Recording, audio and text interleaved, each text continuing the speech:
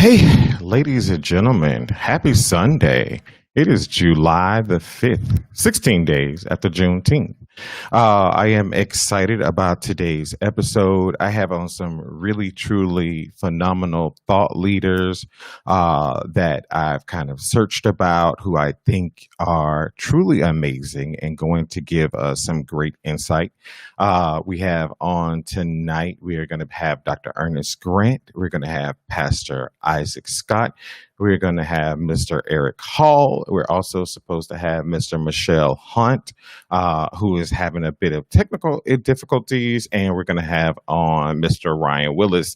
So I'm completely super duper excited to have them on. It's been a really crazy week. I know like earlier in the week, the NFL announced that they're going to have the Black National Anthem played before the game, and that there was like some upheaval about that. People are incredibly upset about it because because again, this is change. This is something new for everyone. So it's incredibly frustrating as we kind of like make steps forward. It seems like people try to push those things back because they're afraid of change or for whatever reason. Again, we're live tonight on Facebook, YouTube, Instagram, LinkedIn, and also Periscope, as usual.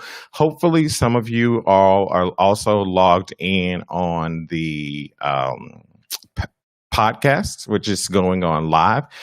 So you can take this on the road and like go take care of the kids. So you're on the podcast, Spreaker Studio. I shared that earlier, and also TuneIn Radio.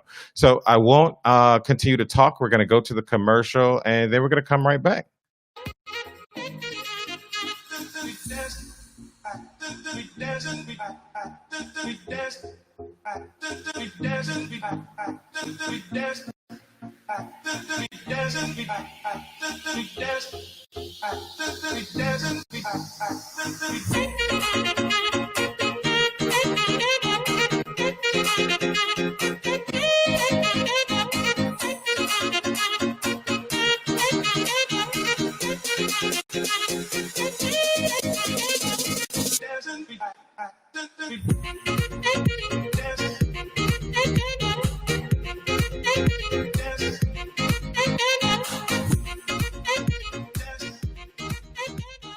So thank you all for bearing with me through whatever was going on. I don't know.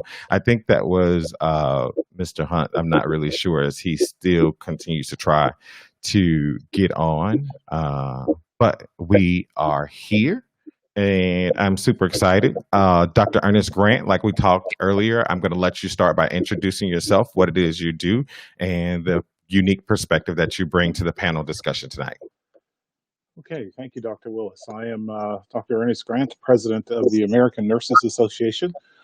We represent the nation's 4.3 million registered nurses, and I think the perspective that I bring to the talk tonight actually is multifaceted, being an African-American male, being in a female-dominated profession, but then also having experienced a lot of the isms that I'm assuming that we will probably be speaking about this afternoon as well. So looking forward to having that conversation.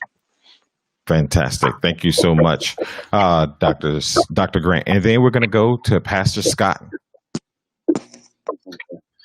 Peace and blessings, everybody. I'm the founder and lead artist of the Confined Arts at the Center for Justice at Columbia University and at the Center for Institutional and Social Change at the Columbia Law School. I'm also a community board member for Manhattan Community Board 11. I'm also the associate pastor at God's Touch Healing Ministry. And I think the perspective that I bring to the table that's different is I occupy academic space, and I also occupy very grassroots community space, especially with my background in that I'm formerly incarcerated, and I've been home about 6 years now, been serving 9 years prison. So I look forward to sort of using those different experiences to sort of have this conversation, and I'm looking forward to it. Fantastic. Thank you, Pastor Scott. And we will go with you, Mr. Hall. All right. Good afternoon, gentlemen. course, my name is Eric Hall. I'm from Birmingham, Alabama. One of the servant leaders of Black Lives Matter, one of the co-founding members of BLM here in Birmingham. Just a servant leader, community organizer, activist that's on the ground fighting against systemic injustice. Just want to say that I'm grateful to be a part of this panel and having this significant discussion today. Fantastic. And unfortunately, Mr. Hunt is not in, so we will leave his space there and hopefully he can join us at some point. But Mr. Ryan Willis, last but not least. Good evening, everyone. As Dr. Willis stated, my name is Ryan Willis. I'm originally from Homer, Louisiana. I just recently graduated from law school at Florida A&M University College of Law. And I'm also the past editor-in-chief of the Southern Journal of Policy and Justice. And it's an honor and a pleasure to be here with you guys. I've always been fighting for Black lives, and I'm making sure that we have a place and we are recognized by the world, because it's still a long time coming and we have a long way to go. Yes, we do. All right. So now that we're past that technical hiccup and we are live and we are 518, you know what, guys? So what inspired this conversation, as hopefully most of you know, is this is a part 2 of a conversation that happened before. And out of that came a conversation about isms that exist in our society. For those of us, we all know that what they call it, what I learned in undergrad, is policy issues. But at the same time, there's these things that one of my professors at Alabama State University said is they will never go away, is that somebody needs to feel better than the other. So even as an oppressed community, we still have isms within that community. And I think that came out in that particular conversation. The first one really kind of like being classism. Classism, and as some people may say, may say a stratosphere. We talked about the recently 20,000 incarcerated men or incarcerated individuals that was released because of the coronavirus, and we talked about the fact that it was brought up by a viewer that the majority of people on the conversation had never experienced what it's like to be confined. And so how, being that, this is Black Lives Matter, all Black Lives Matter, how can we speak to that? And so I went out to kind of like really address that, because that's true. Being a educated Black man and having very limited experience with the criminal justice system, never leading to charges or anything like that, my purview would probably be considered very narrow and inexperienced. So I'm had to have on Pastor Isaac Scott. And Pastor Isaac Scott, I want to start with you and kind of like your role and how, you see yourself in terms of like this whole movement, in terms of being a voice and a leader for, confined individuals who have been incarcerated and also seeking social justice and things like that.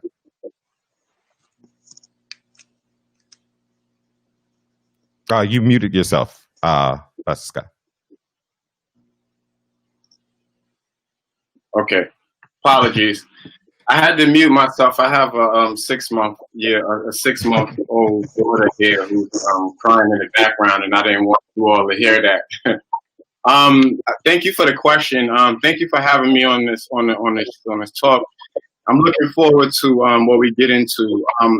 You asked a few questions there, and I guess it's not as much where I see myself. It's like, what role am I assigned to play?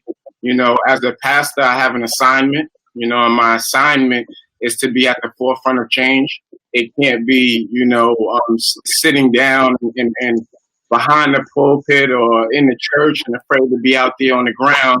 I have an assignment to be out there, so I'm supposed to be out there, but also I'm formerly incarcerated, so I understand, the criminal justice system at a different aspect. I grew up in Harlem. I'm from Harlem, so I dabbled from being in school doing the right thing to also being in the streets. So I was able to navigate those spaces Um, but I appreciate that because I sit in this space now as a former incarcerated man, and I'm able to articulate a lot of the injustices that I see in the community at a ground level that don't get advocated for. You know how much sort of lying and unjust things are done to young people by the police that never get reported or anything like that. So I'm able to speak to a lot of those things and able to also make those connections between police brutality and mass incarceration, because surprisingly enough, people don't see the connection between police brutality and mass incarceration. They don't see them together. And even more surprisingly, folks are not making the connection between slavery to the police system that was created after slavery to the police system we have today. So just in my roles as an academic, and then also as a person who's impacted, I really am able to advocate in a different way, and I'm very fortunate to be able to speak in a faith-based community, especially because I'll be the first to say that our folks are very hard-headed in many ways and very stubborn, and don't want to come up off of a lot of old ways of thinking, and especially some thinking that comes from oppression from white people. So there's a lot there. You know what I mean? So I hope that answered your question. But I see myself on assignment, my brother. Like I don't have a choice but to give back. I'm a pastor now, so I have to give back. I also took a lot from my community, so I have to give back. You understand? So it's like I'm in a space where I have to. And not just because I have to, but I know now and I appreciate what it is to be a Black person and have a community of Black people. Now I understand it very differently now, so I'm able to give back in a way that's heartfelt. So that's how I see myself. So I say Black Lives Matter. I'm not like and I hope tell me to be quiet if I'm talking too much. No, definitely go ahead. I heard this, and someone brought this up again. Every Black Lives Matters, and you just brought that up, and I appreciate that so much, because as we get into that conversation of classism, that's what you see right there. You see that not all Black lives matter. If I got a criminal history, my life don't matter. Right? If I ain't go to school and I ain't come up the traditional way, my life don't matter. And like if I don't tell you my title or who I am, my life doesn't matter. So it's a real deep it's a deep thing there. So I'm gonna make some room for the other speakers, because I could go on all day. I know, and it's like a lot of people came out of church too. Ugly. Well, one of the important things, and I'm going to punt this to Dr. Grant and then Mr. Hall, is kind of the conversation, like you said. At the end of the day, I was always thinking about, I am my brother's keeper. But then sometimes I was having a conversation with a friend last week, and he's like, well, we're not our brother's keeper when our brothers, get involved in the incarceration system. I'm interested to know, Dr. Grant, because, you represent, like you said, 4.6 million registered nurses in the United States. And a charge of registered nurses is to care for patients, irregardless of race, color, creed, sexual orientation, all that good stuff. How does this play out for you? I know you talked the last time about leading the charge and kind of talking about Black Lives Matter, and that racial injustice is a priority. But personally, I guess, how does this reflect within you?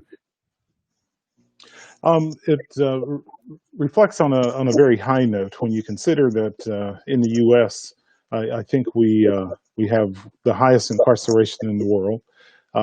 We imprison people of color 5 to 7 times the rate of white persons, and then there's sort of the double whammy, if you will, that if they're successful and complete their sentence, then there's the double whammy of the loss of potentially trying to get a job, because when you fill out the application and there's that sign there that says, have you been incarcerated or whatever, or they ask you to explain for for the interviewer this block of time from maybe the time you last got a job, and there may be a year or two or three or longer before you're seeking a job now.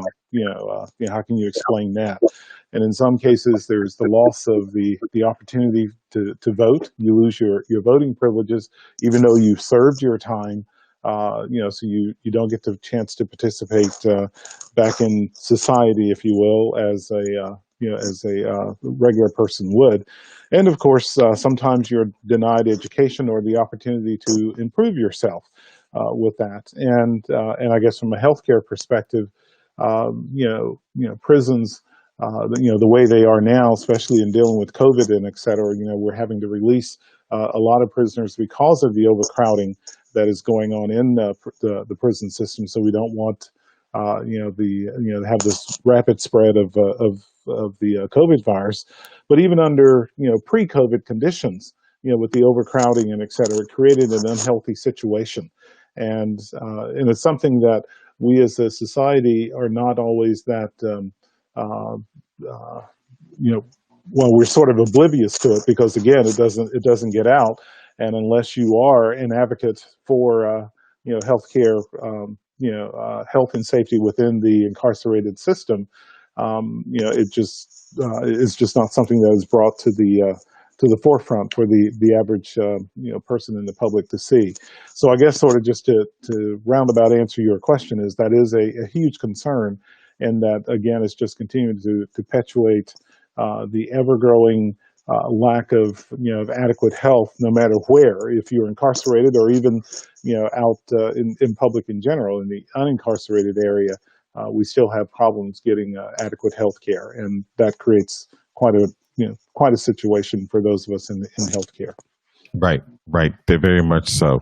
And Eric, you're down in Birmingham, Alabama, leading the charge of organizing Black Lives Matter movement. I know you've been involved in politics in the state of Alabama. I'm interested to hear, especially I think we all represent parts of all over the United States, New York, North Carolina, Louisiana. I would love to hear how this resonates with you, especially as Pastor Scott brought up the incarceration that we all know, the pipeline that exists, and kind of what we can do, or how this resonates within you and what you're doing.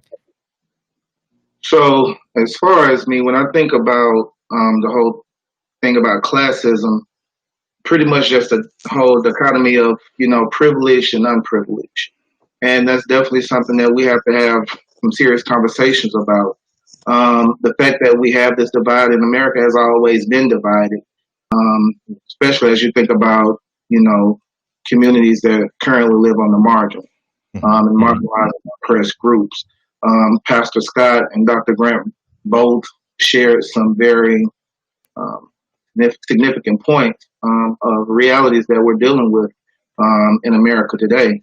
So as far as me, we definitely have to address these systemic issues, and the privileged have to understand their privilege and leverage their privilege in a way to those who don't have access can begin to have access.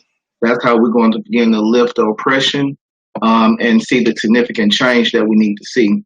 But it's definitely going to take the privilege understanding and knowing that they're privileged, but leveraging it in a way to where it's beneficial for all people and not just some people.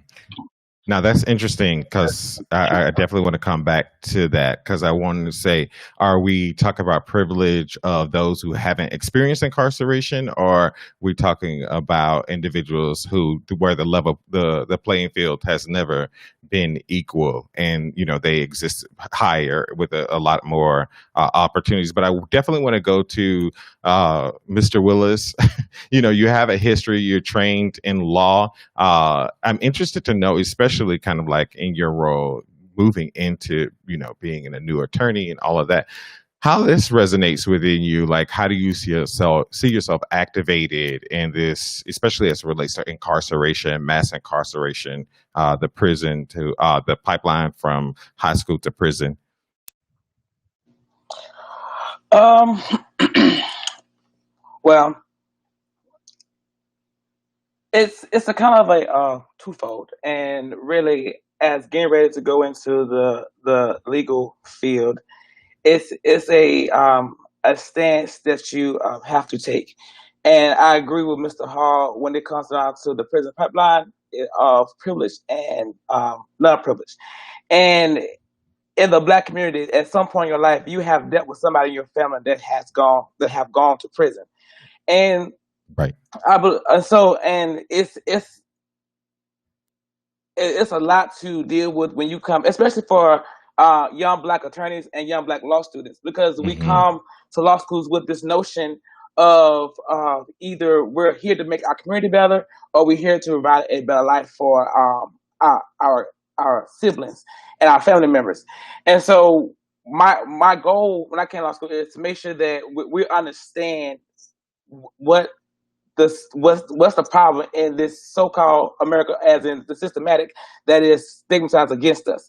And so once we know that, then we'll be able to fix the problem. And for us to fix the problem, we have to understand it. So, long story short, to get to my point quickly, is I don't believe in the prison system of what they built it upon. And I believe that it's so much of another way of what I so call now is called a new Jim Crow law. Because now that you're taking us out the street and putting us in jail for higher crimes, for less crimes, for more years. And the John over here getting mass shooting, and he getting fed food in handcuffs. And so we just have to figure out what role do we have to play. And for me, my role is on the ground. I'm here fighting for our Right. Right. Thank you so much. Yeah, you're incredibly right, and I'm always interested to know how it is being, like you said, a young man of color, being now a part of a system that is in so many ways broken. One, so being what some would say kind of privileged. Because that's just there's a status that comes with being, an attorney and having access to these particular types of things, and there's other things that come with that. So I love that you are a part of this. I'm interested to know and punt this back to Eric as we talk about kind of privilege. I would love for you to kind of expound about that. A privilege, do you mean privilege in terms of Black folk that haven't been experienced incarceration or the like, or where were you going with that? So we all, we're privileged. A lot of us are privileged in many different ways. A lot of us, Hmm. just like if you think about the whole thing as it relates to strength and weaknesses, what I have, what some have, and what others don't have. Even on the whole, if you think about education, in academia, even in activist circles, sometimes I've been in places in shared spaces such that, as Mr. Scott mentioned earlier, we have academia who don't necessarily want to work with activists. And it's a gap there because, sometimes activists don't necessarily understand academia, and academia don't necessarily understand thought process of activists. And so what I mean by checking our privilege, understanding our strengths and weaknesses, and using it in a way to where we can build people and uplift people, and figure out a way how can we make this all work. And so, as it relates to those who are incarcerated, there's something that we all can do.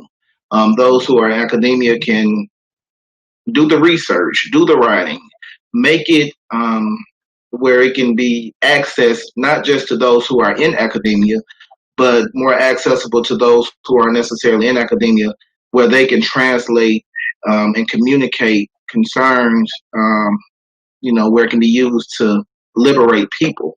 And so that's pretty much, I guess you can kind of get a gist of where I was going as it relates to leveraging our privilege in a way to where it can be beneficial against lifting the oppression that we're faced with. You know, I'm interested to know as we, Eric, and I want to punt this to you, as we see protesters, rioters, whatever people want to call them, being incarcerated, by the police. The young man who was actually Spanish, who was incarcerated, the CNN correspondent. How does the Black Lives Matter movement and organizing that, how challenging is that to see the individuals that you organize, that you probably, tell in good faith, hey, come out, organize, this is so important. And then they, as a result, they're arrested and now become a part of the system of doing good. I would love to hear from you about what your role is, or what Black Lives Matter role is. So organizing is not an easy task, and I think when for those who are necessarily seasoned organizing, you have to be very intentional as it relates to how organizing works.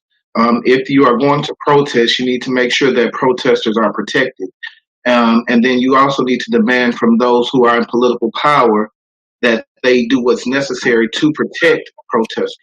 What I've seen in this modern day, as recent as George Floyd, is that we have some forms of government who aren't necessarily willing to protect protesters. Mm-hmm. And so when you have those groups who aren't necessarily willing to protect protesters, it's now, you have to put those protections in place. And so BLM, when we do protest, we make sure that we have some members of the National Lawyers Guild who are out front, who are visible, who can engage what's going on between law enforcement and protesters so that they can be protected on that end.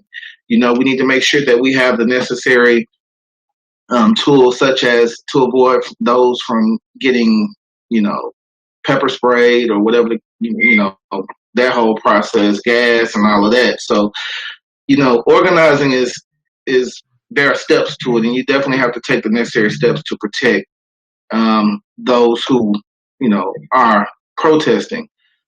What we've been doing here in Birmingham is, we've been kind of challenging, going back to the conversation about those who are privileged and understanding their privilege. We put white folk on the line. Black lives have always been targeted. But if those who are sincere allies for Black Lives Matter and believe in the fight that we're fighting, we put white lives on the front line, because they are privileged, they are less likely to be harmed, especially as it relates, from on the law enforcement end. And so, that's what we do, and then we utilize resources. If we have 30 people go to jail, we need to make sure that we have enough resources, enough money to get 30 people to jail, 30 people out of jail, and not just necessarily bailing them out of jail, but making sure that their legal representation is covered as well. Wow. So, organizing is a process, and yeah. Wow. I would be very much remiss to kind of like punt this to Pastor Scott. So as you hear kind of like this conversations about, again, protesters, rioters, individuals who are demonstrating peacefully and become engaged with the law, as a founder of the Confined Arts and having a voice for people who are incarcerated or have been incarcerated, I would love to know kind of like any advice that you have for individuals who have been released, who say, I want to be a part because my voice definitely needs to be heard, and I want to be actively a part. But then that anxiety of fear of being re-engaged with the criminal justice system. What are your thoughts about that? You muted yourself, brother. Right, here I go again. I'm sorry. That's trauma, my brother, in that, I would even, so at the moment of thinking about what I could be up against if I stood up for myself, that I would go back there. That's trauma right there from the system. What advice it is? Advice. I would say this to anybody, because I've even had to say this to some of my some of my white friends who have done their check-ins to make sure that everything's cool, and they test the water to see how you're feeling and all that. So I've had to also, and they've also expressed interest in wanting to get involved in what do I do. And, the same way the brother or sister who's coming home from prison wants to lend their voice, there are white lives who also want to lend their voice for the very reason Mr. Hall said. And I love their strategies and everything you just said, brother. But I think we need people in so many different areas of this fight. You heard what the brother just said about there being a regimen and ordered. There's people at different areas of this. There's people who are running grassroots organizations. There are people who are lawyers. There are people who are academics and professionals on the line, and there are students out there. There's so many different demographics of people out there, but we need so many different people on the forefront protesting, but we also need people in these back areas and rooms making change as well. We also are doing research, and we can use so to the point that Brother Hall just made, we are doing research at Columbia for the very reason he just said, making it accessible to the people. So this is me sitting at Columbia like, you know what? This information is all high-minded, and we sit right outside of grant projects where there was a mass sweep to lock up a bunch of people so that they could keep Columbia safe. Now, I know this hood before I even got to Columbia. So I sit here like, how do we bridge this gap between these two worlds? And I started to think, let's do this research and let's feed it to the folks on the ground, like Mr. Hall and other folks out there who could use that information to better their advocacy strategies. If you have, the same resources as the enemy does, or as your oppressor does, then you can be a lot more informed. These are ways we can use privilege, just like the brother said. Privilege is not a bad thing; it's how you leverage it. But I would say that there's many different ways for a brother or sister to get involved, and I wouldn't encourage anybody to go out to do something that they're not comfortable doing just for the sake of wanting to be involved. That's not enough. Your safety, you have to count the cost before you go out there. I'm sure Brother Hall lets the folks know when some newcomers come in, they don't just let them come out. They like, yeah, holla, holla, holla. I'm sure they break down to them, this is what you're up against. This is what it's going to be. And it's important that folks have the opportunity to make the correct decisions and don't just jump out the window just because it's like a heightened moment, especially when you're more vulnerable. I love what the brother said in that, yes, you put white people on the front line because they're less likely to be abused by law enforcement. But black people aren't. We're more vulnerable. So a person coming home from prison would be more vulnerable to longer term incarceration as it relates to protesting than another brother who would be out there. So I wouldn't encourage anyone to just jump out the window or just jump into the mix, especially coming home from prison. I think that there's a lot of and in New York, and this is one thing I'm learning as I'm doing more national work, there's an oversaturation of programming in New York. But when you go to other states, there's not the same sort of programming for brothers and sisters coming home, sisters too, man. We got a lot of women coming home from prison and don't have the resources and tools that they need. So I would encourage any person coming home from prison and wanting to lend their voice. I would always encourage you to step back and look at the landscape, because one thing that every person who comes home from prison, no matter who they are, they've done this and made this mistake, and that we believe that it's going to be a certain way when we come home, and we come home and it's not the same way. The world don't move as fast as it does in your head when you're thinking about how you're going to come home and do this and do that and do that. The world don't move the same way, and if it's in the pace that it is moving, people coming home from prison aren't up to that pace. So it's different movement. So you really gotta sit still and take a look at the landscape and see what you want to do with your new life. Because some people are coming home from a year or two. Some people are coming home from decades of incarceration. I know brothers who, I was on a panel last week. We hosted a panel on open call for clemency. On the phone, my brothers, there was over 100 years of prison on the phone. One brother had 38 years in prison. The sister had 40 years in prison. The other brother had 30 years in prison. I had 9 years I did in prison. And I'm just like, my God. Look at all them years. So there's a whole different conversation for the brother and sister coming home from prison. I'm not going to encourage anyone to, yes, your voice is very valuable and we need it. But there's a lot of ways that you can implement your voice. And also, what do? What is it that you wanted to do with your life? Because I always tell the young people that I have volunteering with me, don't just come and volunteer with this work. You got to find your own passion within this work. Because if not, you're not going to do it to your heart. And that's even to the brother or sister coming home. You got so many distractions coming home. If you're not really dedicated to that work, don't get into it yet. Take your time. You got time now. Time is, when you're in prison, the sense of time is very different than it is out here. And I would always encourage the brother or sister to pace themselves. But yes, lend your voice, speak up, but navigate the spaces because, that you are more targeted, more vulnerable, And so I'm going to go to Dr. Grant. And Dr. Grant, I would love to know if you have any feelings about that, because I have also a particularly interesting conversation for you as we both, are part of the profession that represents 4.6 million, professionals who do what we do.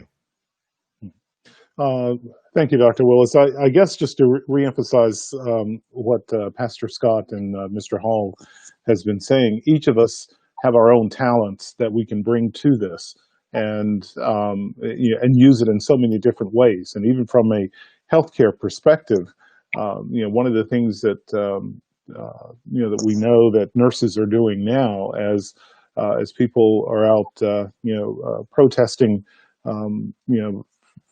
in relation to the social injustice and inequality that we're seeing among the or in the Black community, we have nurses who are coming off shifts, taking care of people stricken with COVID, and are volunteering their time to run first aid stations so that if tear gas is fired or pepper spray is fired or whatever, they are able to render assistance to the people who are participating in those protests.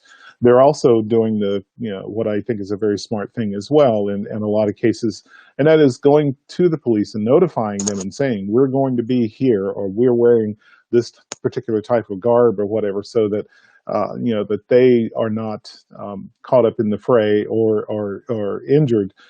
But letting them know that we are, this is our way of supporting this protest, is to, provide any first aid that may be needed. And then also, even in the acute care setting, also, by providing care to, individuals who may be incarcerated or speaking up about conditions that may be going, horrible conditions that may be in existence in the prison units. So that, again, because we know that obviously the worse the conditions are, that's just going to be planting the seed for other conditions to show up, which means that this person is going to be, subjected to being even sicker or catching an illness that they should not have caught when if conditions are perceived to be correct within the incarcerated facility. So there's a lot of ways that we as healthcare providers can speak up and also actively petition the powers that be, that is our state legislators or our local law officials or even our national officials, because obviously they're the ones who make the laws. But we need to inform them of, what is the consequences of that law that you're making, and how is that, creating stumbling blocks for the people who are incarcerated. And then also just, as nurses, we have the respect of the public, encouraging them and letting them know that, you do have the most powerful weapon, which is your vote, and informing them, of, these are things you need to look for when you're, when you're looking at the election ballot. Vote for someone who is going to identify with your interest or who has a proven track record of trying to create change and to promote change. And, especially when it comes to like a district attorney or, or judges or, whatever else, people who, who can be that that bit of change, it's important that the public be educated about that. It's not just voting for what's going to happen. Well, of course, voting at the national level or Hmm. the national ticket is just as important. But the real power of your vote really does come down at the local election. And so, as healthcare providers, educating people about that is extremely important. Mm. You know, one of the things that Dr. Grant that was I wanted to bring up is because, like you said, that nurses we are at the forefront. We're still, and let's be honest, in the throes of coronavirus, and nurses are tired. And Hmm. I think you sometimes see kind of people who are afraid, uh, and who are tired of fighting Hmm. a good fight. And now this is a fight where we Hmm. recognize as professionals, right? We need to that there are injustices going on, but at the same time it's like when is it time for me, right? Hmm. So this question is for you. How do we continue to have that conversation one another as professionals, um tune in to ourselves and to our own things, like being our family, being what we do need to rejuvenate and still be mobilized enough? Because I'll be honest, I had this really probably uncomfortable conversation with a colleague, a nurse colleague of mine, Hmm. who on the television it came up, one of the protests, and she was like, this is still going on. Um, and I don't think she meant it in the way that it came out. I think that she, who was also a part of the coronavirus fight, and also, being a mother and traveling such a long distance, it's just kind of like, she kind of felt like, when do we as everyone get a break? What are your Hmm. thoughts about that? Like, how, I know it's a tall order. It is a very tall order. I think one of the things that we have to realize is that our job is not done until we see the end results. And I think as nurses, our code of ethics challenges us, as I've stated before in several statements and or written. Our code of ethics challenges us to, one, respect all human life and treat everyone with dignity and respect. And also there's the duty of care, not only to our patients but the duty of care to ourselves also.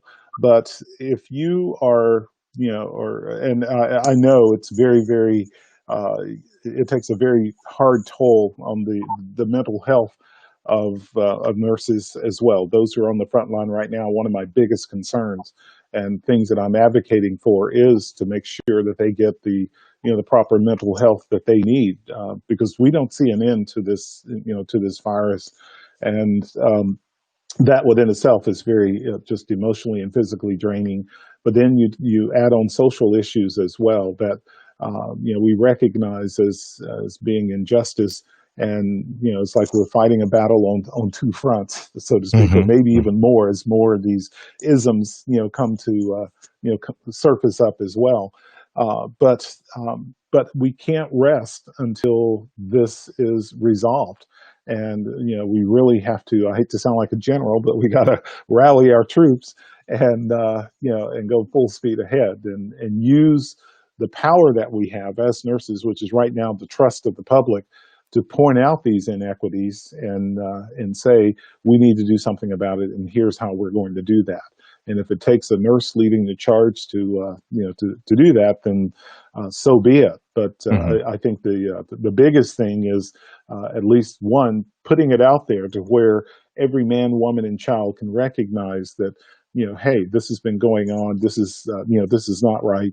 We need to do something, and they're following behind a leader that they can trust, i.e., a nurse or someone from the nursing profession, who is we're not going to steer you wrong. We're going to tell you the truth. And granted, as nurses, we all have our differences in opinions and et cetera as well. But to be able to me, to be a nurse means that you're open to treat everyone the same, no matter who they are. And that's one thing that I love about this profession, is that you meet the people where they are, and then it's like you're taking them by the hand, you're guiding them through this little bit of illness or whatever that they have, or in this case, this this inequity, that has been going on for years and years and years, decades. But now we're teaming up to say, okay, let's fight this. And once we get through it, then hopefully life will be better on the other end of things. But it's going through that process is what is so vital, and that we can't lose faith, while we're doing that. So, and I want to go to, I'd love to go to Mr. Willis. But so I have Mr. Hunt on, and I'm going to bring in his audio. It looks also like you're a lot of red, Mr. Hunt. But what I'm going to do. Hey, Mr. Hunt. Yeah, but I hear a huge echo on me. I don't know what's going on. Are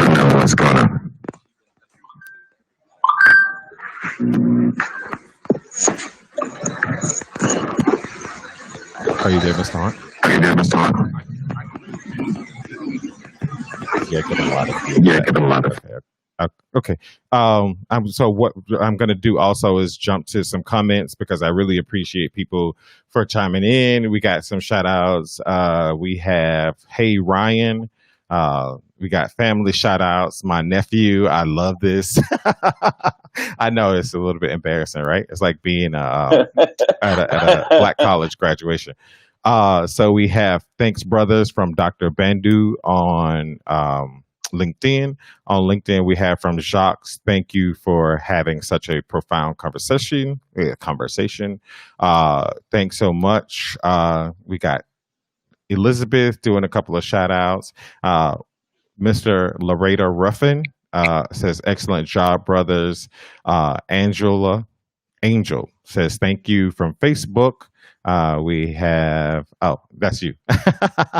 We have one of my favorite colleagues, Miss Faye Smith, on LinkedIn, saying, I love the discussion and quite relevant for now. And then all the way from Nigeria, we have Mr. Adowu, who is saying great jobs, guys. I really appreciate that. So as I'm punting this to you, Mr. Willis, because as a young African American male, and I'll be honest, I think you're the youngest on the panel today.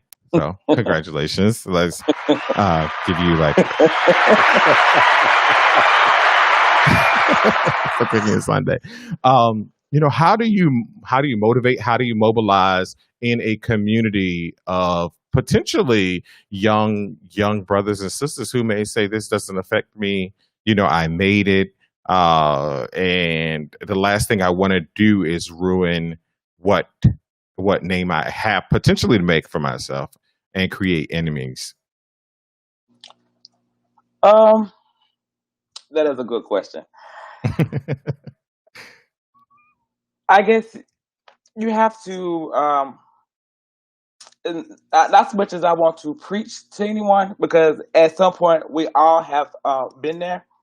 And even I was there at one point in time in my life, and it was brought to my attention of why are you doing so much, but not helping the ones that are behind you that are coming along.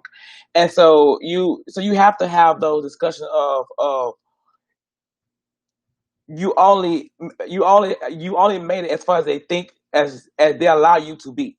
And so in senses, we have to be able to explain of yes, that is a moment you should be proud of, that you were here, that you were able to do this, and that you are stable. But you also got to worry about your brothers and sisters that are struggling, because there's no need. I always say, and I apply what Mr. Hall and Pastor Scott said, and Dr. Grant. I believe that we are stronger together, and even though we was taught division, when we are put together and we all are one, we all have the same common goal. We are unstoppable. And so the goal is to try to get each and every one of us on the same page. Because once we do that, nobody can be able to take it away from us. Because we have seen it done in history over and over and over. And right now we are at a place that we just got to keep doing and keep being solidified and one to be able to reach our common goal. Dr. Wow. Willis? Yes, Dr. Grant. If I can add to what Mr. Willis has said, we've made it, and I put air quotes around that. Right, exactly. because those before us blazed the trail for us. And To me, we're obligated to help those behind us because we haven't made it until we all have made it. And I think back to just to set as a little prime example, I'm from a very small town in the mountains of North Carolina, and you've heard of the term "it takes a village," as we strongly believe in the Black community, and I'm a blessed product of that because my father died when I was 5. My mother raised 7 kids by herself, but she had the community there. And, and I would tell people she didn't have to go to, be a member of the PTA or whatever else because I went to school. I went to church with my teachers. And so she got a weekly report on, how her kids were doing. And in the community that we grew up, it was expected that you would say, yes, ma'am, no, ma'am, yes, sir, no, sir. And if you did something wrong, the people in the community had the right to discipline you. Or at least in my case, I know they did because my mother, I was a perfect child, mind you, but my brothers and sisters, whenever they did wrong, my mom would, would go to the neighbor and say, why didn't you discipline them? Or you have my permission to do it. And if you don't do it, I'm going to discipline them. And then I'm coming to you to again, just reinforce that. And I think, that set a whole mindset there for me that to know that I had people in the community who were pulling for me and who were expecting me to, I was told all the time, you're going to be the one to get out. You're not going to go and work in the mill or whatever, that so many of them did. I see greater things in you, and, people see things in you that perhaps you don't see yourself. But I had a lot of older people, that were my parents' age now that would, they probably, when I go back home, and I go and visit these individuals, and of course you better go and visit them. Otherwise, they can't find out that you were in the community and you didn't stop in. But they would frequently say, "Yeah, I was right." And, they felt proud that, one or several of us, succeeded, and because of the path that they had blazed. So. I say all that just to, again, reemphasize what I said, that we haven't made it until we all have made it. And now I feel obligated, to mentor young men and women, which I do, to make it better for them and they subsequently for the next generation to come along. So, I just felt that I had to say that. So thank you for giving me that opportunity. Thank you. And Eric, I'm going to go to you because this segues into, again, motivating others, again, who have made it, and I know that can be challenging because I know that you're working on voter registration. Tell us about kind of like, again, being the boots on the ground, being an organizer, motivating people, and kind of like the apathy that may be going on. Because again, my colleague was like, well, didn't you all get what you wanted? I mean, the George Floyd policemen have been arrested, and while Breonna Taylor's the people who slayed Breonna Taylor haven't been arrested, her thing is like, have you all gotten what you wanted? Eric? I think Eric got frozen. Let's see. Eric, are you still there? No, Eric is not there. So, Pastor Scott, on to you again. What's that? I said, you want me to try to go for that, or you have one for me? Definitely. That's what I got for you. Did we get what we wanted? Did we get what we wanted? That would assume that we are so petty that all we want is to send some murderers to jail, 3 or 4 of them, when murders have been committed against Black people in the millions for centuries. Did we get what we wanted? That makes me feel the same way. The comment that you said the lady made. Oh, we're still on this again. It's like y'all really don't understand. You really don't understand where we at. You really don't get it. You understand? It is. We don't care. I mean, it's and this is why someone mentioned this in the last talk in part one of this, having concrete asks. And I think where areas we won't be able to get everyone to understand the totality of the issue, and some may not even want to dig that deep because it hurts them to think about what their past may be. I think we can do away with their ignorance as long as we have concrete asks and we can get the things that we actually want. And I think that we just need to be a lot stronger and better about what we want and coming together and asking for the right things. And there needs to be like a complete, just the way we talk is powerless. We talk like we always going to be in a position of powerlessness. Like we could raise up new representatives in states. We could raise up new Congress. We can raise up presidents and raise up new people, right? So we don't even have to talk about this like this. We're always going to be at the leisure of the control of white society or the white consciousness who occupies the majority seat in the influence in America. We can through generation and through teaching. This was also said in the last talk too, that there's a new generation of folks who are not. I'm never going to use that term colorblind, but they care about Black people the same way they care about themselves and any other race, and they're not looking at race the same way. So eventually, this pestilence of race and racism will evolve out if we continue in the direction that we're going. But I think to the question of have we gotten what we wanted, I think we're still asking and we're still getting. I'm loving the accountability. I'm loving how much we're seeing more officers being penalized for their behavior, and it's horrible when you see the response now, because it's like, okay, well, that means that 3-4 months ago all of this was wrong. You didn't care nothing about none of this before, and now we these uprisings come, and now it's like, oh, we need to change this, more discipline, more accountability, and it's like, wow, we're seeing like cases from years ago now. Officers are being penalized now, and it's like if it had to take the life of a man. The same thing with Emmett Till. It had to take the life of a person for so much to come, and it's so sad. Why does it have to come at the expense of a life? Why can't we listen to people? Why are we so arrogant and proud that we would believe that racism doesn't exist in a place where we're not even 200 years away from slavery yet? We like 2 old people away from slavery, like a 80-year-old great grandparent in a slave owner. You understand? We're not even that far, So I mean, I'm as a prompt. Have we gotten what we wanted? Not yet. We want to see a lot more accountability. I personally want to see a redistribution of power.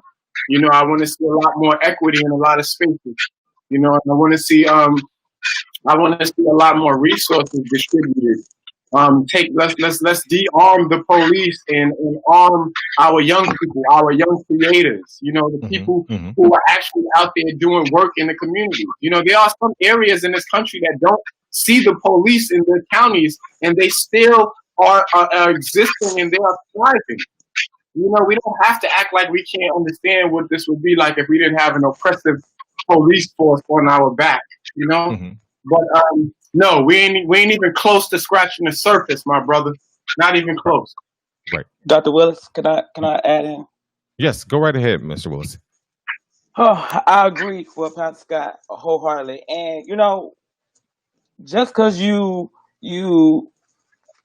we would never be satisfied. Just because you paint Black Lives Matter on the side of the street, just because you say we can sing the Negro National Anthem at the NFL for 1 week, or just because you say you put black on in front of your storefront, that we will be okay, that you be satisfied. You cannot put pacifier in our mouth and say, oh, we done did all this, so y'all should be quiet now. No, we would not be quiet until you put the pen to the paper and legislators and the people that are in politics to right the wrongs of our criminal justice system. That's when we'll be satisfied. When I can walk down the street and I can be looked at as your equal and not you better than I am.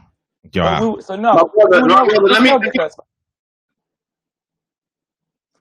I hear you, Pastor. Okay, yeah. So to that same point, thank you, my brother, for saying that, because that made me think about, did you know this, my brother? In the 13th Amendment, there's an exception clause that says that slavery shall be constitutionally illegal except in the case of imprisonment.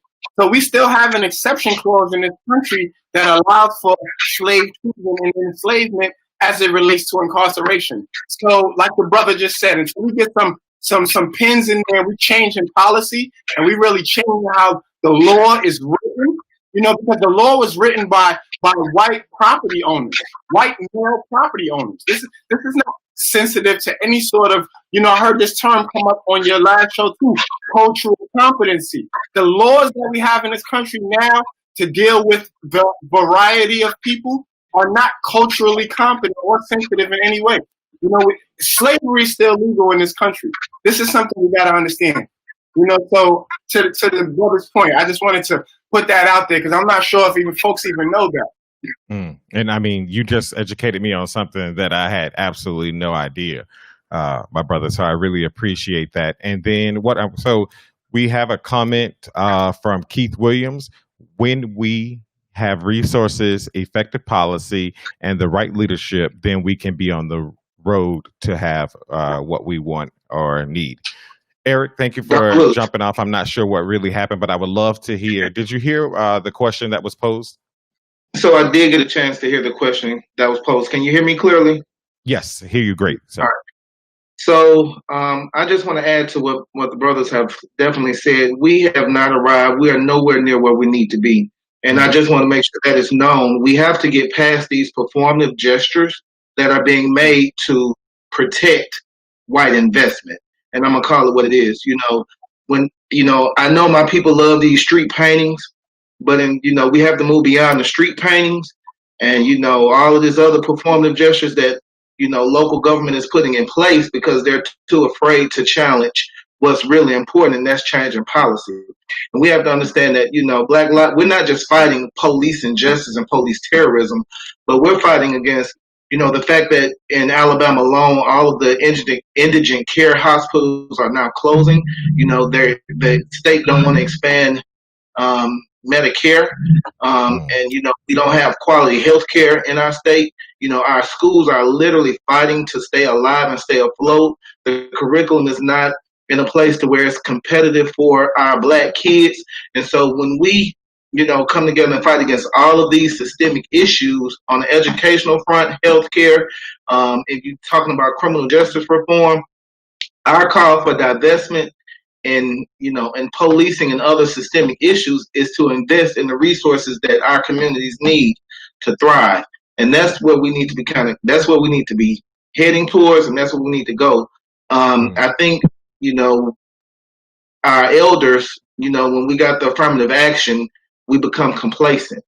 And we can no longer be in that place of complacency. We have to move while the coal is hot, while the fire is, while it's hot on the ground, and not become complacent about what we're fighting for, because it's not just against police terrorism, but we have a much bigger fight. I want to see my brothers and sisters who have been incarcerated, that's been locked up simply because of stop and frisk laws. We have in Alabama what we call the Jump Out Boys, and it's no telling how many Black men are still currently incarcerated due to unfair, unjust, and made up laws. Charges really put up against Black men. So we need to really look at challenging and changing the whole system and not be afraid to reimagine what new systems look like. So when we call for the abolishment of policing, we're not just calling, that's because we believe that there are other systems in place. And, that looks like, don't necessarily send me a police officer when I'm having a mental health breakdown. I don't need a police officer who is afraid of me, but I need someone who can help me, and so we need to look at how can we reallocate resources in a way to where it's used in ways to strengthen, uplift, and build our communities. And so, yeah, that's where I'm at. So no, we definitely have not arrived. We have a long way to go. I'm fighting for investment in communities, Literally the lifeline of our communities, and particularly Black communities, have been killed. When they closed our schools, they took away our grocery stores, they didn't provide us with healthy, adequate foods.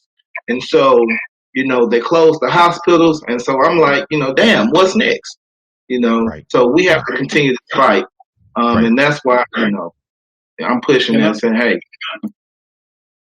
And so I have an interesting comment from Derek Vaughn on Facebook. As we are fighting to take our seat at the table, these gestures that are being made are still crumbs under the table. So very much along the same lines as what you said. Yeah, go right ahead, Pastor. I'm so glad that comment came up, because the brother Hall just brought up something that's very profound. I was a part of Harlem the other day, and us painting the Black Lives Matter mural on the floor, right? And I agree with you so much, my brother, in how performative that was. And it was just a photo op. It was just an opportunity for these city officials to get up there. The mayor came out and he out here talking about Black Lives Matter. And I'm just like, fam, 2 weeks ago, or last year, we had to argue you down and break down your door to get you to fire Pantaleo, who choked out Eric Garner. So it's so profound what you said. But now on the other side of this performative gesture, and I guess this is a question for Brother Hall as a fellow activist. As an artist, I understand the power of the arts and having new art put in place. So the murals and the reestablishing of art and the taking down the iconoclasm and all of that, taking down of these old statues and these monuments of racism, and putting up new art and new murals are important. And it's important that we get the city to fund it, right?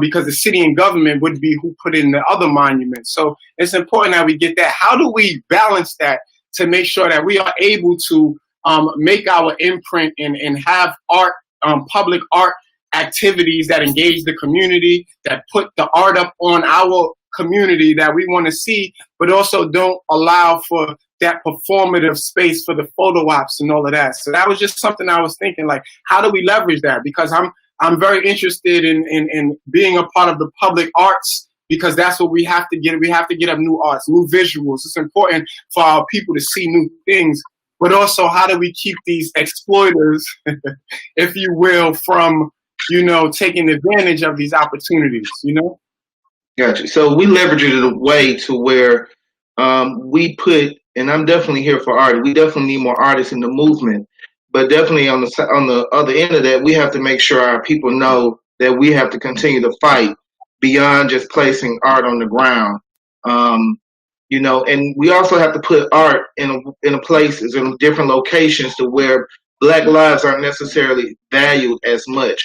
And so if we're going to put Black Lives Matter in a place or on a street sign, we understand the value of Black lives and Black communities, but we need to see Black Lives Matter in front of the federal courthouse, where Black lives aren't necessarily really valued at, in predominantly white communities and predominantly white institutions that don't necessarily really understand, how their oppression kind of really affect Black lives. And so I want to see a leverage of art in those spaces where Black lives aren't necessarily really valued as much. Right. Wow. Yeah, man. That's really good. I'm gonna punt this to Dr. Grant, because as I sit here and take all of this in, luckily being a trained therapist and also a registered nurse, I know this is as we talk about this being, these are crumbs, right? These are gestures that have no power. We recognize that there is a long fight ahead, and being, sharing and being healers, he and I both trained as registered nurses. I think there's such a important aspect that nurses offer that, that I don't think medical doctors offer, but that as nurses at our core offer. And I would love to hear from Dr. Grant your thoughts about how we maintain fortified, but take care of those, again, individuals who are out there fighting, be on the forefront, tune into ourselves, and, kind of take care of self. Well, I think it's a matter of nurses recognizing their limitations, I guess, in a way. But then also, again, as I stated previously, letting your conscience be your guide in a way, and ensuring that this is not over until we you know we you know we've got equity all the way around, everywhere. Not just in healthcare, not just in as it comes to social justice and et cetera, but just equity everywhere. And it is going to be a very long battle, if you will, but it also is going to take that one constant, I guess you could say, to replenish the the battle lines, and people recognizing, yeah, I probably need to take a little bit of time off, but then get rejuvenated and and keep coming back, because Hmm. it's we're looking at decades, as I stated earlier, decades and decades and decades of of inequality and injustice, and it's going to take. You can't just change that overnight. It is going to take quite a while before we begin to see change, and change enough to where we can at least begin to recognize it as true change, and not just something that was done just to placate for the moment. Hmm. That's the one thing we have to be able to recognize is what's the end result here, because I agree with what has been stated. Just painting a mural, or arresting a few officers, or looking back over a couple of years or so, and still investigating things. That's not going to correct the decades of injustice that has been done. Hmm. So we definitely got to maintain our forces, so to speak, and or uh, our ability to to speak out and to call for equity all the way around. Right, right. So we have from also Derek Vaughn. That's good, Mr. Hill. We aren't the Mr. Hall. We aren't the people who need the reminder that Black Lives Matter. Pointing this to you, Mr. Willis.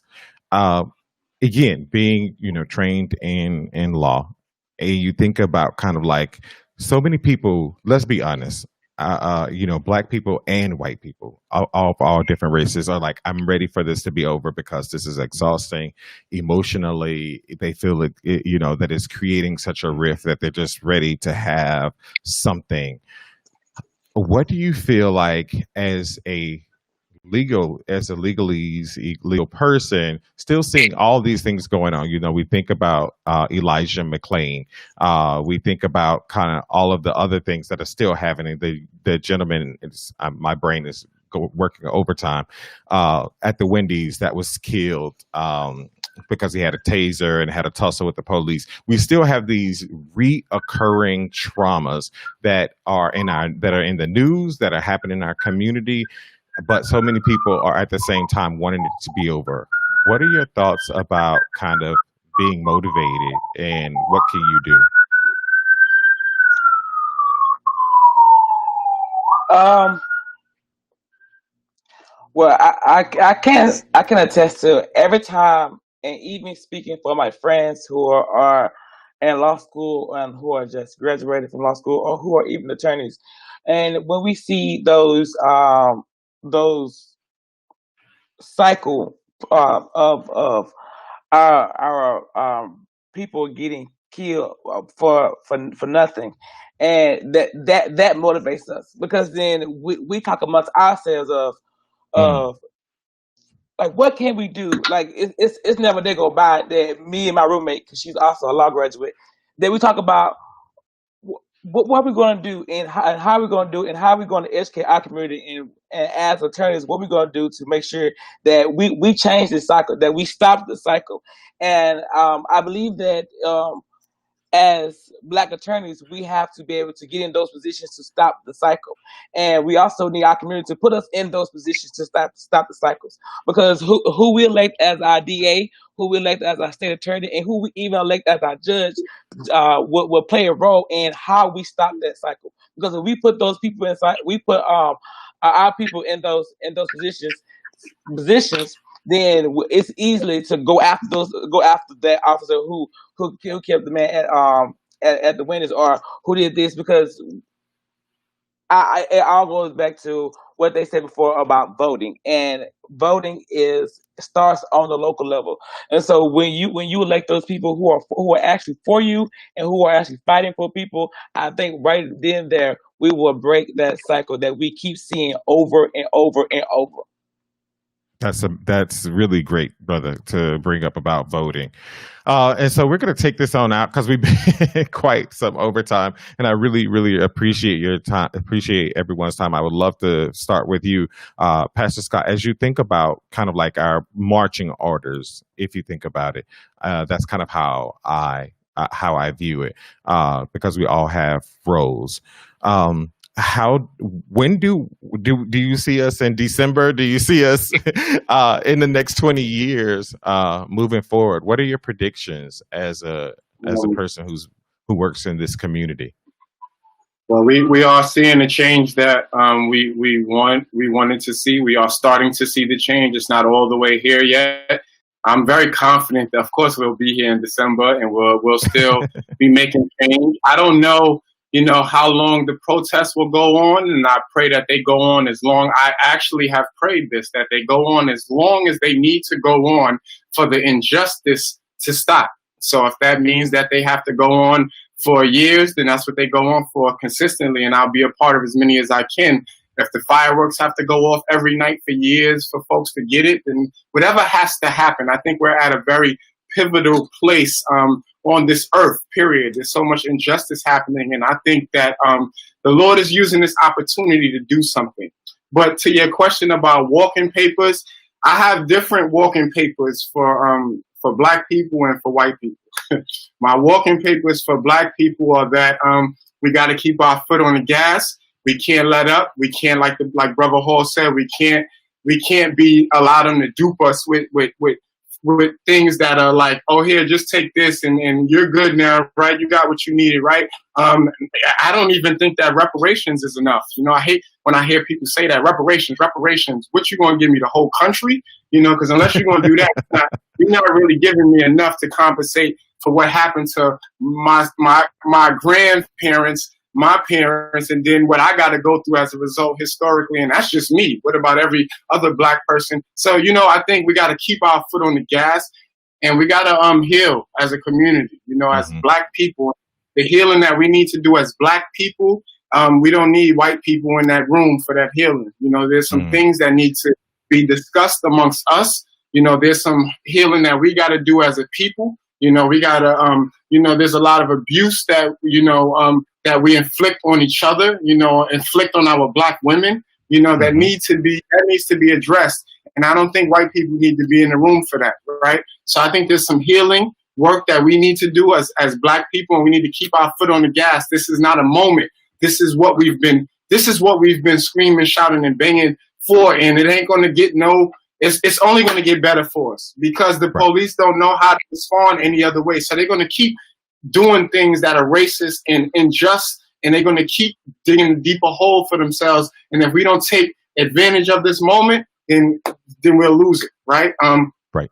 But to white people, I think, to the points that have already been made, you gotta you gotta use your privilege to really be out there on the forefront to speaking up. Not just, I heard somebody said this on the last talk too. They said white people are very responsive and reactive to overt racism, but that subtle racism they don't know too well, even the racism that they do. And I want to call, all white people to check yourself. Today's Bible study lesson was on self-inventory. So I'm going to kick that over to them today, and that you got to do self-inventory and check yourself as it relates to race and how you actually feel and how you can actually use your voice and your privilege, your money, your position in a better space. I don't want to hear you crying about, what you've been through or how you want to be here for us, but you live in a big house that was paid for on the backs of slaves. You understand what I'm saying? I watched this documentary the other day.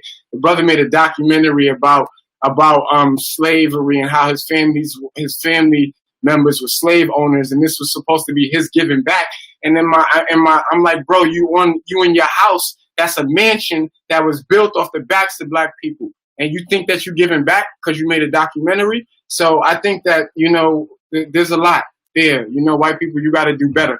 You did too much harm. You got to do better. And I don't really feel too bad for your guilt. So I just want to put that out there. And I say that because it's important that they get over themselves to really get in a place to help and be change agents and stop whining and crying about it being too long.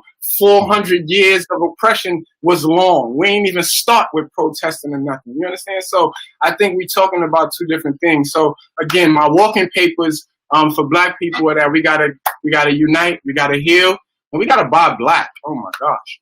And then white people, you gotta use your privilege better, and you gotta check yourself. You're not doing enough. I don't care if you at every protest and you're giving every dollar, you're still not doing enough. Do more. Those are my walking papers. Right. I want to bring recognition to Carlos Cage on Instagram. He says trillions of dollars are needed to be given to black people. He said reparations are needed. I haven't been paying attention to my Instagram folks. You can't put a dollar sign on those lives. You really can't. You really can't. Brilliant. What is that? Yeah. Right, exactly. And then we have Stefanov. Yes. And the problem with Instagram too, when you have a lot of followers, is you get a lot of trash too. But Miss MNJ the Bull says, thank you, Ryan. Ryan is like the star tonight, just in case y'all didn't know. So he's going to be ending this because he is the youngest, so he has the biggest order for tonight, and delivering his marching papers. But I want to go to Mr. Hall, and I would love to hear, as you close and provide marching orders for yourself and for the community to represent. What are your thoughts? What's next? So I just want to say this. I really can care less about the comfort of America when Black lives have never been comfortable here. And so we need more. We need to definitely keep going while the movement is hot. We don't need any more. I've heard one of my mentors, Dr. Loretta Reed, say we don't need any more movement tourists, but we need those who are really willing and able to take a break during this movement. And so that means we have to continue this fight. We got to continue to fight for what we believe in, fight for new systems, fight to abolish what's not working and create new systems that will work, and make sure that these systems aren't necessarily exclusive but inclusive, particularly and supportive for Black lives. And so that's where I'm at. As far as marching orders, keep fighting, keep doing it. Don't let white corporations put up a board and paint Black Lives Matter on to keep you from doing anything destructive. Sometimes I believe there is beauty out of chaos. Don't allow these performative gestures to create a point of rest. No, we don't deserve rest right now. So we got to keep going. We got to keep fighting. We got to keep pushing. It's going to take everybody. We got to come together. We got to do what we got to do to make it work, so that Black lives can be affirmed, uplifted, valued, accepted, all of that. So that's my closing message. And let's keep fighting. Let's keep doing what we're doing. Make sure you get connected with a local organization or local grassroots organization that's really on the front lines doing the work. Make sure you're donating to a group that's actually out getting people out of jail, providing resources to protesters. Make sure that if you can make a phone call, write a letter, draw a picture, do whatever you got to do to advance this movement. Mm-hmm. We cannot become complacent. We got to keep it going. Right. I think, Eric, something that you just said was so important. It make any gesture, anything that you can do in place. When as people sit and assess, well, this is little, this is nothing that I'm doing, compared to the people who are risking their lives and all of that. Yeah, I love that part of your ending was to tell people like, hey, draw a picture, send up a smoke signal. Nothing is too small. So, Dr. Grant, to you, I'm pointing to you to give your marching orders for both for yourself and for the great community that you represent.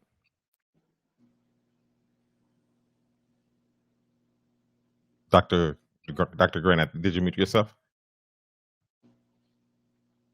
Yes, I did. Sorry. Okay. And No I was problem. just chatting away here. I just want to say that my marching orders for myself is obviously recognizing, my position.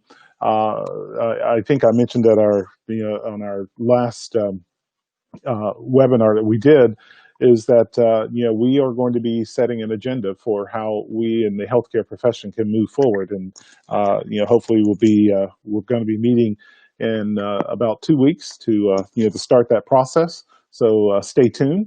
But for the rest, I'm called to or remembering an article that I read in the Harvard Business Review, that I think what Pastor Scott and Mr. Hall have both referred to, and just to sum it up in 3 words, I guess one is acknowledge, affirm, and act. We need to acknowledge, yes, there's been